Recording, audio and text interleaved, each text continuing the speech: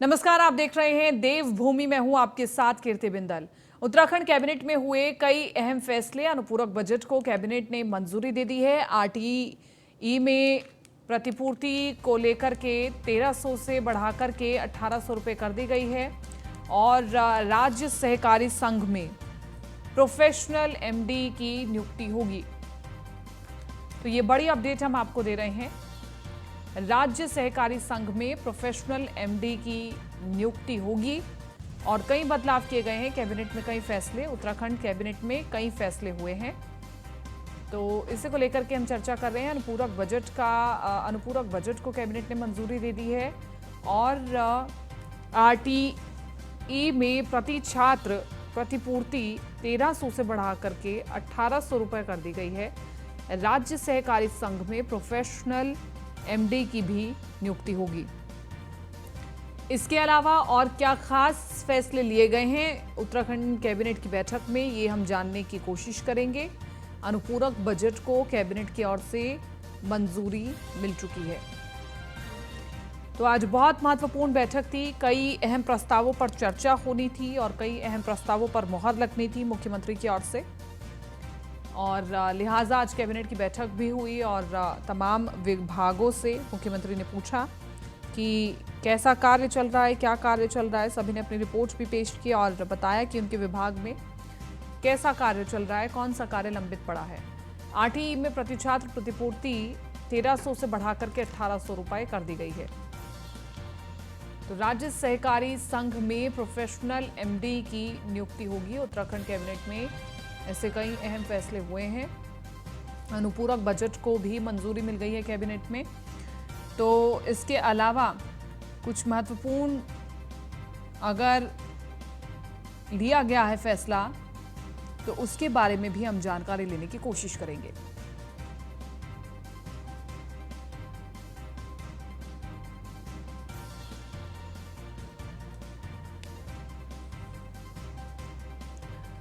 तो अनुपूरक बजट को कैबिनेट ने मंजूरी दे दी है और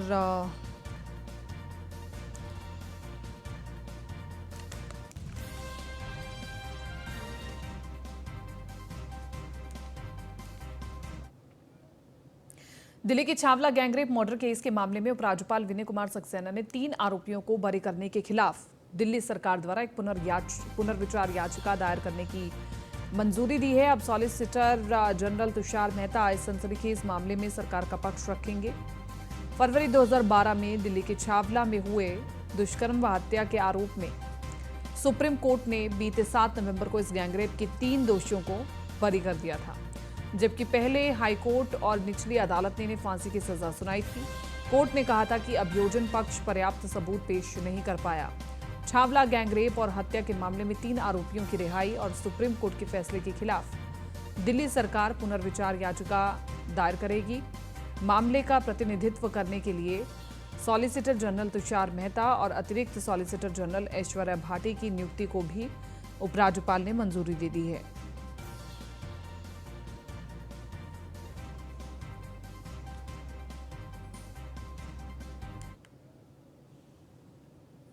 पूर्व मुख्यमंत्री त्रिवेंद्र सिंह रावत ने छावला गैंगरेप मर्डर केस में पुनर्विचार याचिका दाखिल करने का श्रेय राज्यसभा सांसद अनिल बलूनी को दिया है। त्रिवेंद्र सिंह रावत ने कहा कि अनिल बलूनी द्वारा पुनर्विचार याचिका की कोशिश की पहल सराहनीय है। हमें विश्वास है कि परिवार को न्याय मिलेगा।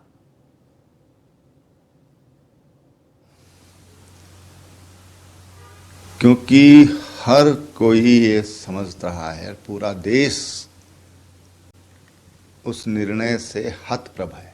ये आखिर क्या हो गया, आखिर उस लड़की की हत्या किसने की और उसको क्यों नहीं न्याय मिला। इस संबंध में मैं अनिल बलूनी जी, हमारी बातचीत हुई। मैं कुछ अधिवक्ताओं के साथ और जो लोग डॉक्टर बछेती, योगिता बयाना, जो शुरू से इस परिवार के साथ खड़े हैं, उन सब के साथ हम लोग बैठे थे। कुछ अधिवक्ताओं के साथ भी मैं बैठा हूँ। कुछ कानून के जो अच्छे जानकार हैं, उन लोगों के साथ भी इस प्रकरण पर मेरी बातचीत हुई है। मैं अनिल बलूनी जी का बहुत धन्यवाद करना चाहूँगा कि उत्तराखंड की बेटी के लिए उन्होंने ठोस पहल की है। ठोस पहल की है। जनता तो साथ में है ही, लेकिन जो पुनर्विचार याचिका के लिए उन्होंने जो प्रयास किया वो बहुत ही सराहनीय प्रयास है। इसके लिए मैं उनको बहुत सराहना भी करूँगा और उनको अपनी शुभकामनाएं भी दूंगा। प्रदेश कांग्रेस द्वारा रेंजर्स ग्राउंड देहरादून से आज नेता प्रतिपक्ष यशपाल आर्य और पूर्व नेता प्रतिपक्ष प्रीतम सिंह के नेतृत्व में सचिवालय कूच किया। इस दौरान सैकड़ों की संख्या में कांग्रेस समर्थकों ने विभिन्न जिलों से देहरादून पहुंचकर इस कूच में भागीदारी की। कांग्रेस का कहना है कि प्रदेश में बढ़ती महंगाई, भर्ती परीक्षाओं में धांधली और महिला उत्पीड़न जैसी वारदातें सामने आई हैं, जिसको लेकर के ये कूच किया गया है। इन 9 महीनों में सरकार लगातार जन विरोधी निर्णय लेने का काम करती आ रही है। आपके सामने है, अंकिता भंडारी हत्याकांड होता है, पूरे उत्तराखंड की जनता कहती है, आवाम कहती है कि इसकी सीबीआई जांच होनी चाहिए। कौन वीवीआईपी जो वहां पर आने वाला था उसका नाम उजागर होना चाहिए, लेकिन सत्ता में बैठे हुए लोग उस हत्याकांड की सीबीआई जांच नहीं कराना चाहते हैं। उन लोगों को बचाना चाहते हैं जो लोग वहाँ पर आने वाले थे, जो वीआईपी वहाँ आने वाले थे। आपके सामने है यूकेएसएससी में जिस तरीके से भर्ती में घोटाला हुआ, भ्रष्टाचार हुआ और उसके केंद्र बिंदु को जो है हाकम सिंह बना दिया। क्या हाकम सिंह की हैसियत है कि वो इतने बड़े पैमाने पर पूरे यूकेएसएससी में जो है नकल रॉकेट चला पाता? किसका संरक्षण है? इसीलिए हम मांग कर रहे हैं कि इसकी भी सीबीआई जांच होनी चाहिए। विधानसभा में भर्तियां हैं, वो घोटाला भी आपके सामने है, किस तरीके से अपने चहेतों को वहां पर भर्तियां दी गई हैं। कानून व्यवस्था पूरी तरीके से ध्वस्त है। भ्रष्टाचार का आलम तो ये है कि पूर्व मुख्यमंत्री जो है सरकार को कटघरे में खड़े करने का काम कर रहे हैं। इन 9 महीनों में सरकार लगातार जन विरोधी पूरी तरह विफल हो चुकी है। हमारे प्रदेश में सरकार नाम की चीज नहीं है और अफसरशाही बेलगाम हो चुकी है। कानून व्यवस्था पूरी तरह ध्वस्त हो चुकी है। रोज लगातार हत्याएं, बलात्कार, डकैती, चोरी की घटनाएं आम हो गई हैं। आज तक प्रशासन, पुलिस प्रशासन किसी का खुलासा नहीं कर पाया है। अधीनस्थ चयन सेवा आयोग में जिस तरह से अभियुक्तों की गिरफ्तारी होती है और उसके बाद सरकार की लचर बहस, कानूनी बहस की वजह से अभियुक्त छूट जाते हैं और जो मास्टरमाइंड कहे जाते हैं वो आज सीटों के बाहर हैं। हमने कहा था कि इसकी वर्तमान न्यायाधीश उच्च न्यायालय के निगरानी में सीबीआई जांच करे। अगर सरकार ईमानदार होती तो निश्चित रूप से सीबीआई को जांच के लिए तैयार करती, लेकिन सरकार बचाना चाहती है अपराधियों को और सरकार का पूरा सरकार तो अंधी हो चुकी है, आंख में पट्टी बांधी है, कानों में इनके रुई ठूसी हुई है। इनको ना दिखाई पड़ रहा है ना इनको सुनाई पड़ रहा है। इन्होंने अंकिता की वो जो चीखें हैं, गूंज है, उनको नज़रअंदाज कर दिया। कौन वो वीआईपी था जिसके लिए मजबूर किया जा रहा था अंकिता को? कौन था वो वीआईपी? उसका नाम क्यों नहीं बताती सरकार? कहाँ गई वो एसआईटी? एसआईटी ऐसी बनाई जो कह रही है कि वहाँ कोई वीआईपी आना ही नहीं था। हाई कोर्ट में जो उन्होंने अपना हलफनामा दिया, जो उन्होंने एफिडेविट दिया, उसमें साफ है कि अंकिता भंडारी के हथियारों को न केवल बचाने का काम किया जा रहा है, सारे सबूत नष्ट करने का काम किया जा रहा है। बुलडोजर किसने चलाया आज तक नहीं पता, फैक्ट्री में आग किसने लगाई आज तक नहीं पता, इसलिए हमने कूच किया। वहीं बीजेपी ने कांग्रेस के सचिवालय कूच को प्रीतम सिंह का शक्ति प्रदर्शन बताया है। बीजेपी का कहना है कि इस कूच में कांग्रेस प्रदेश अध्यक्ष करण महरा, पूर्व मुख्यमंत्री हरीश रावत और अन्य कई नेता नहीं पहुंचे हैं। इसे आप कांग्रेस का कुछ नहीं कह सकते हैं। ये प्रीतम सिंह जी जो नेता प्रतिपक्ष रहे हैं और पूर्व में प्रदेश अध्यक्ष रहे हैं कांग्रेस के, उनका ये कूच है और वो उन्होंने अपना शक्ति प्रदर्शन दिखाया क्योंकि कांग्रेस में उनको शक्ति दिखाने की आवश्यकता पड़ रही है। कांग्रेस पार्टी उनकी शक्ति को नहीं देख पा रही है, इसलिए उन्होंने शक्ति दिखाने का काम किया है। और कांग्रेस में कहाँ नेता तो आपस में बटे हुए हैं। अगर ये कांग्रेस का कूच होता, कांग्रेस का प्रदर्शन होता, तो उनके पूर्व मुख्यमंत्री हरीश रावत जी उसमें होते, उनके प्रदेश अध्यक्ष करण मेहरा जी उसमें होते, उनके प्रदेश के प्रभारी उसमें होते। तो कहीं नेता नदारत, सारे नेता नदारत है। और एक उन्होंने अपने को स्थापित करने के लिए कांग्रेस में उनकी पूछ हो, इसके लिए उन्होंने ये। और ब्रेक के बाद रुक करें अगली खबर की ओर। उत्तराखंड सरकार के कृषि मंत्री गणेश जोशी ने सचिवालय में आज रेशम उद्यान एवं उद्योग विभाग की समीक्षा बैठक की। इस समीक्षा बैठक में विभाग के आला अधिकारी भी मौजूद रहे। कृषि मंत्री ने अधिकारियों को विभाग में चल रही परियोजनाओं को तय समय पर पूरा करने के निर्देश दिए। गणेश जोशी ने कहा कि उद्यान विभाग में किसानों की आय दोगुनी हो सके और सेब की पैदावार अपने निर्धारित लक्ष्य को प्राप्त कर सके, उसके लिए अधिकारियों को परियोजनाओं पर तय समय पर काम करने और बीज पौध को लेबोरेटरी में टेस्ट करने के बाद किसानों में वितरित करने के निर्देश दिए।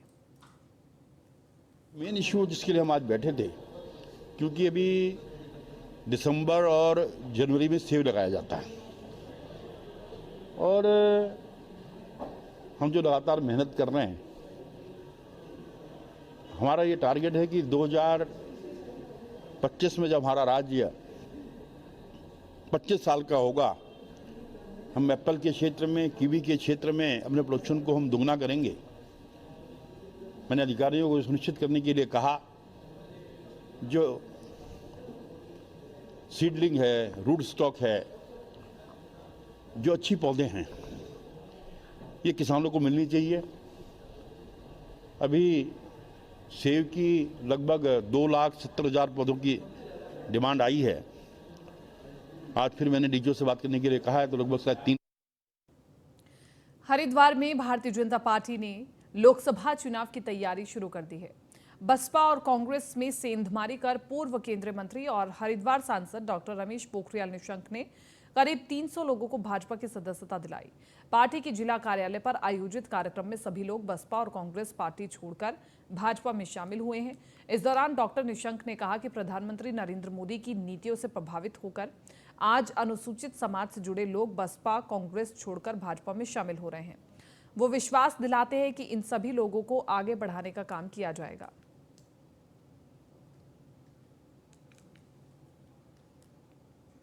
अल्मोड़ा के हेमवती नंदन बहुगुणा स्टेडियम में खेल महाकुंभ की शुरुआत हो गई है और इसका शुभारंभ कैबिनेट मंत्री रेखा आर्य द्वारा किया गया। हवालबाग ब्लॉक के सैकड़ों खिलाड़ियों ने इसमें हिस्सा लिया। इस मौके पर मंत्री रेखा आर्य ने कहा कि प्रदेश में न्याय पंचायतों से खेलों की शुरुआत की गई है, जिससे आने वाले समय में प्रदेश से अनेक प्रतिभाएं अंतर्राष्ट्रीय स्तर तक जाएंगी। खेल महाकुंभ की शुरुआत आज जिला स्तरीय स्तर पर किया जा रहा है और निश्चित रूप से यह न्याय पंचायत स्तर से होते हुए, ब्लॉक स्तर से होते हुए आज अपने जिला स्तर पर पहुंचा है और कल को इस प्रतियोगिता से विजित बच्चे जो है वो राज्य स्तर पर जाएंगे। मैं मानती हूं कि खेल के प्रति हमारी सरकार जिस प्रकार से गंभीरता से हर कदम प्रयास उठा रही है, उसको हम यहाँ पे प्रत्यक्ष रूप से देख रहे हैं। ये बच्चे बिल्कुल न्याय पंचायत स्तर पर, ग्रामीण स्तर पर इन बच्चों को जो है अवसर दिया गया कि आप खेल में अपने प्रतिभाओं को आजमाने का काम करें और उससे चयनित होते हुए वे कल आने वाले समय में राज्य स्तर और आने वाले समय में जो है नेशनल स्तर पर या अंतर्राष्ट्रीय स्तर पर जा सके, उसको हम लोग। उत्तराखंड को 2025 तक देश के अग्रणी राज्यों में शामिल करने के लिए धामी सरकार चिंतन करने जा रही है। राज्य के विकास का रोडमैप तैयार करने के लिए सरकार का ये पहला चिंतन शिविर है। ये चिंतन शिविर मसूरी स्थित लाल बहादुर शास्त्री राष्ट्रीय प्रशासनिक अकादमी में होगा। सरकार ने सशक्त उत्तराखंड 825 चिंतन शिविर की तैयारियां कर ली है। 4 दिन तक चलने वाले शिविर का उद्घाटन मुख्यमंत्री पुष्कर सिंह धामी करेंगे और पहले दिन राज्य के आर्थिकी और मानव विकास संकेतकों पर प्रस्तुतिकरण होगा। नीति आयोग के उपाध्यक्ष सुमन बेरी और अकादमी के निदेशक का भी व्याख्यान होगा। प्रमुख सचिव आवास आनंद बर्धन, नीति आयोग के सलाहकार डॉक्टर कुंदन कुमार शहरीकरण पर वक्तव्य देंगे। प्रमुख सचिव PWD के सुधांशु का व्याख्यान पर्वतीय क्षेत्रों में सड़कों के निर्माण में तकनीक के बदलाव पर होगा और इसी तरह शासन के आला अधिकारी अपने अपने विभागों से जुड़े विकास के रोड मैप को चिंतन शिविर में रखेंगे और इस पर विशेषज्ञ चर्चा करेंगे।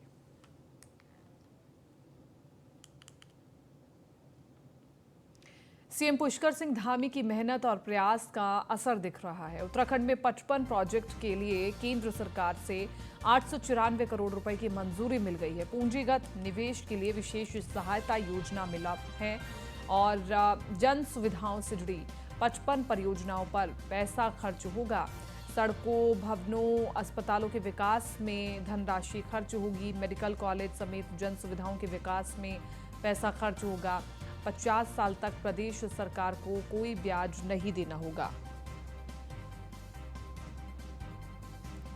तो ये बड़ी खबर हम आपको बता रहे हैं। मौजूदा सरकार की उपलब्धि हम बता रहे हैं और 50 साल तक प्रदेश सरकार को कोई ब्याज नहीं देना होगा। दून मेडिकल कॉलेज में पीजी हॉस्टल का निर्माण होगा और इन प्रोजेक्ट के लिए पैसा मिला है केंद्र सरकार की ओर से। अल्मोड़ा मेडिकल कॉलेज परिसर बनाया जाएगा। इसके अलावा आपको बताते चले, अल्मोड़ा मेडिकल कॉलेज हॉस्पिटल बनाया जाएगा। तो ये मौजूदा सरकार की बड़ी उपलब्धि है और ये तमाम बड़े प्रोजेक्ट आगे भविष्य में पूरे किए जाने हैं। लालकुआं में डेयरी प्लांट का भी बड़ा प्लान है और सभी जिलों में हाईटेक नर्सरी सेंटर रखे जाएंगे। इसके अलावा आपको बताते चले कि कालसी में हाईटेक पशु प्रजनन केंद्र भी लगाया जाएगा। नैनीताल में 100 बेड का मानसिक चिकित्सालय भी किया जाएगा। भगवानपुर औद्योगिक क्षेत्र में ड्रेनेज स्कीम का भी वर्णन मिल रहा है। तो देहरादून में IRDT गैर आवासीय भवन निर्माण का भी बड़ा प्रोजेक्ट है। इस प्रोजेक्ट के लिए भी पैसा मिल गया है। भगवानपुर औद्योगिक क्षेत्र में ड्रेनेज स्कीम का भी पैसा मिल चुका है। फिलहाल देवभूमि में मेरे साथ इतना ही। दीजिए इजाजत, नमस्कार।